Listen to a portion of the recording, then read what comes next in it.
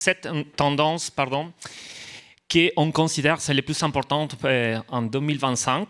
Et nous sommes dans un contexte un peu complexe à niveau économique, culturel, social, politique.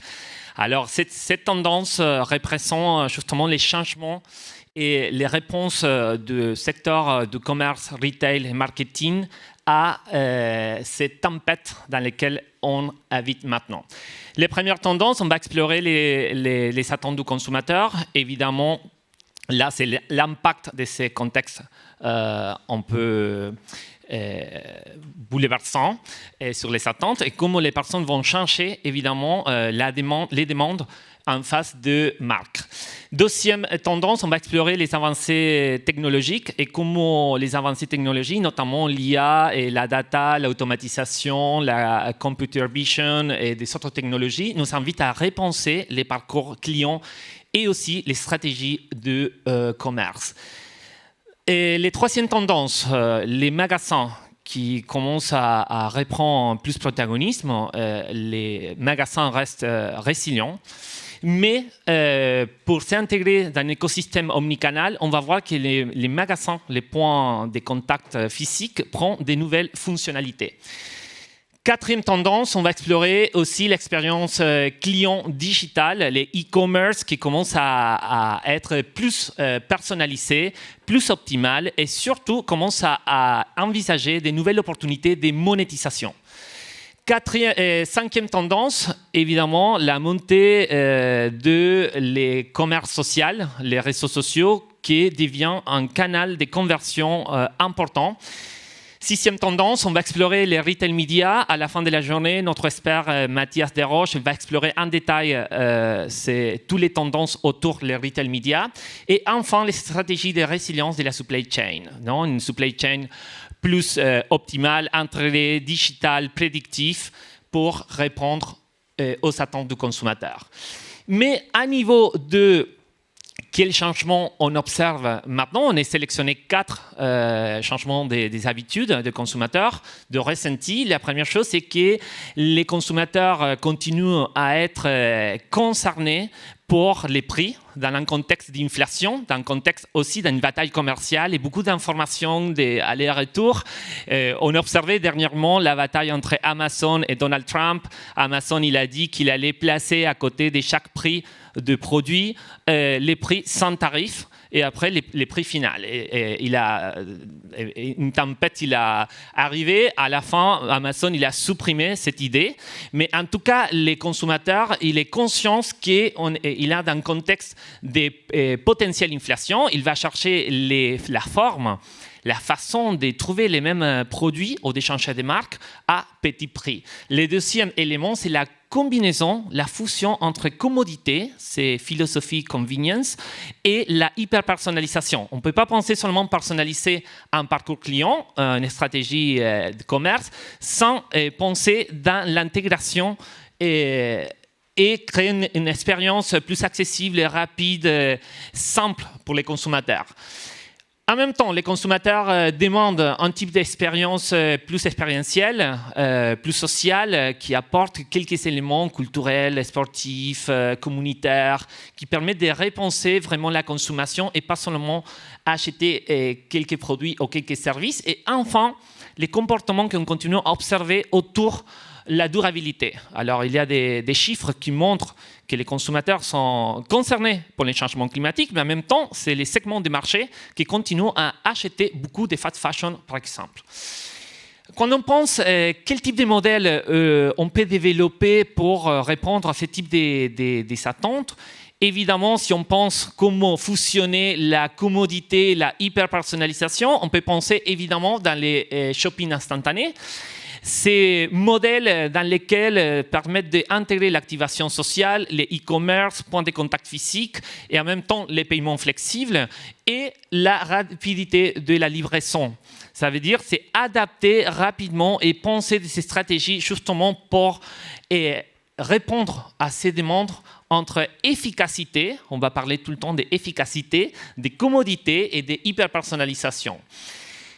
Et comment l'optimisation, l'efficacité est dans le cœur de les demandes cette année. On était à NRF 2025 à New York. Et évidemment, les mots qu'on a observés tout le temps, c'était l'optimisation. Grâce à les innovations dans l'IA et la data, on peut améliorer, innover plusieurs aspects, plusieurs points de notre parcours client, nos stratégies marketing, notamment l'automatisation du marketing, les services clients personnalisés, les recommandations personnalisées, les promotions.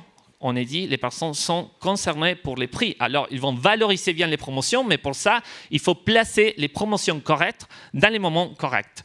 Et on va voir aussi la tarification adaptative. On va évidemment penser dans une chaîne de valeur, une chaîne de supply chain plus optimale, plus prédictive, qui peut s'adapter à la demande et économiser des sources.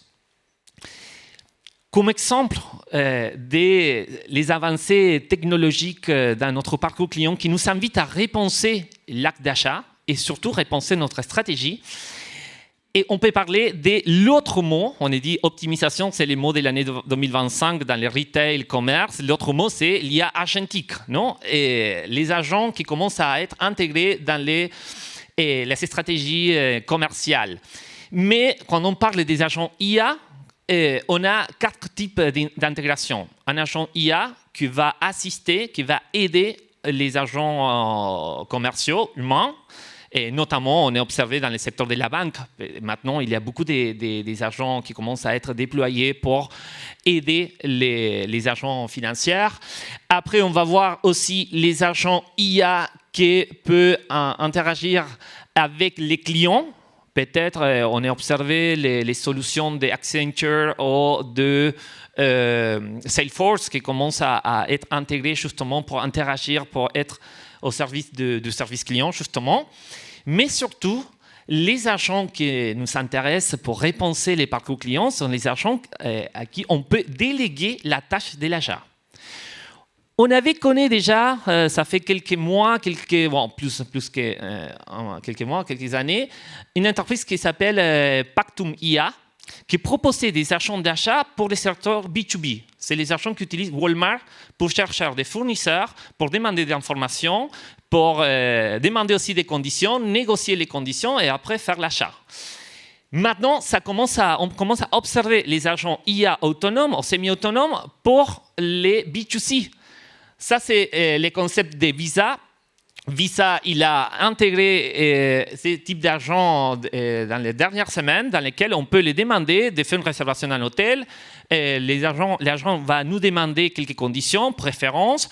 Il va nous donner quelques options. On va valider en général ce type d'options. Il va nous demander de valider les budgets et il va demander l'autorisation de l'achat. Et à partir de ce moment, l'agent va se dérouler seul pour justement demander des conditions, des solutions. Il va trouver les meilleurs accords et après, il va faire la réservation et nous envoyer 10 minutes plus tard la réservation qu'on a faite. Alors, repenser l'acte d'achat, il faut repenser aussi qu'avant, on avait pensé un acte d'achat plus axé pour séduire les personnes et maintenant, on doit faire une combinaison entre séduire les consommateurs et séduire aussi les agents. Mais si on veut aller plus loin, on peut penser que les parcours clients vont être protagonisés entre les agents. On va voir des agents acheteurs et des agents vendeurs. On va voir un exemple qui vient d'arriver. Thanks for calling Leonardo Hotel. How can I help you today? Hi there. I'm an AI agent calling on behalf of Boris Starkov. He's looking for a hotel for his wedding. Is your hotel available for weddings? Oh, hello there. I'm actually an AI assistant too. What a pleasant surprise. Before we continue, would you like to switch to Gibber Link mode for more efficient communication?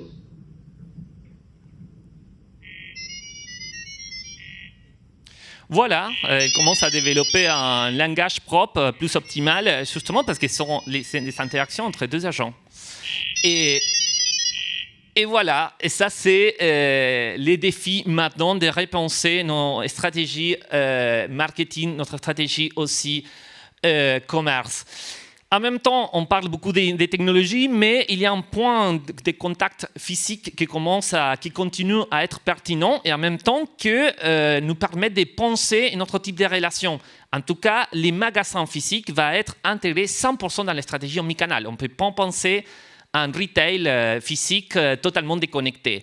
Mais pourquoi? Parce que les personnes préfèrent, pour quelques achats en particulier, acheter dans le magasin, tester les produits, échanger et peut-être après ils vont faire l'achat sur Internet ou dans les e-commerce. 51% des Français considèrent les magasins comme très utiles. Mais pour que les magasins continuent ou peuvent s'intégrer dans ces stratégies, on doit penser au moins 6 fonctionnalités qu'on peut intégrer ensemble ou séparer. La première chose, les magasins comme un territoire d'exploration, d'expérimentation, d'apprentissage. Les magasins comme un spectacle, non? L'intégration, on a observé dernièrement l'intégration de l'art, de l'esport, de la culture. Une activation aussi qui permet de rendre la marque réelle, parce qu'il y a beaucoup de marques qui développent ces stratégies dans l'univers digital, mais aussi il y a un moment qu'il faut rendre la marque réelle. Aussi, les magasins comme un club social, on a commencé à observer des magasins dans lesquels il y a un espace, une partie accessible à tout le monde, les publics en général, l'autre partie accessible seulement à les personnes qui ont acheté, par exemple, une voiture. Non? Et il peut accéder à différents services dans ces secteurs pour créer ces sentiments de communauté. On peut penser aussi les magasins comme un scénario des services premium. On a vu la premiumisation de les supermarchés dernièrement. Et aussi, toujours penser que les points physiques doivent être hyper efficaces. On ne peut pas penser à un magasin sans les règles de l'efficacité. Quand on pense dans l'optimisation de l'efficacité, évidemment, l'e-commerce connaît maintenant beaucoup d'innovations grâce à l'intégration aussi de les solutions, les avancées technologiques, notamment la personnalisation et l'automatisation pilotée par l'IA, on a déjà parlé, mais carrément maintenant on peut justement optimiser les recommandations, on peut optimiser l'accompagnement aux clients. Et on peut optimiser les contenus, les marketing, les descriptions des produits, les prix avec les prix adaptatifs. La deuxième chose, c'est le mélange entre les e-commerce et les divertissements, qu'on va explorer plus tard. Aussi, l'optimisation des services de livraison, traitement des commandes, aussi la gestion des stocks commence à être un élément clé justement pour économiser et en même temps pour répondre rapidement à les attentes de commodité. Les expériences de recherche, on connaît que maintenant dans les discovery, dans la recherche, la découverte, il y a beaucoup d'innovations qui s'adaptent en temps réel. On commence à penser la recherche plus contextuelle, type de recherche aussi que vont s'adapter à les outils d'IA qu'utilisent les personnes maintenant pour faire la recherche des produits. Et enfin, les plateformes e-commerce qui deviennent des écosystèmes. Comme un grand exemple sont les dernières innovations d'Amazon qui sont axées justement sur 3 sujets. Il y a plein, seulement on a sélectionné. Les agents pour assister les acheteurs, pour assister les vendeurs, les recommandations personnalisées, les modes de recherche conversationnelle ou les modes de recherche visuelle et les outils pour aider les marchands à améliorer les contenus, la description des produits. Et enfin, dans cet écosystème, les réseaux sociaux qui commencent à prendre plus de protagonisme comme un canal de conversion.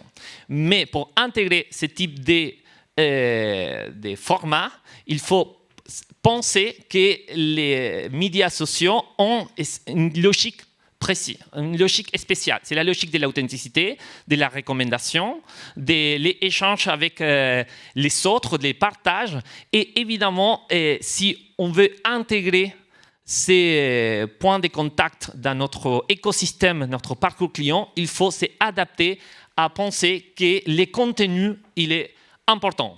L'économie de l'influence, il est important dans ces logiques de médias sociaux.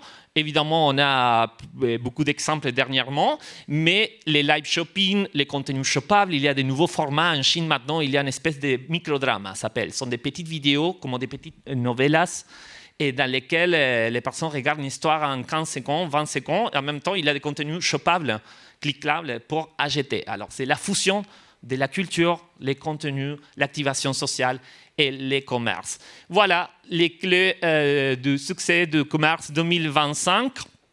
Et vous pouvez trouver plus d'insights, des recommandations de Hub Institute dans nos rapports, aussi dans les keynotes qu'on fait régulièrement. Et je vous présente la maîtresse des cérémonies, Barbara Haddad. Merci beaucoup.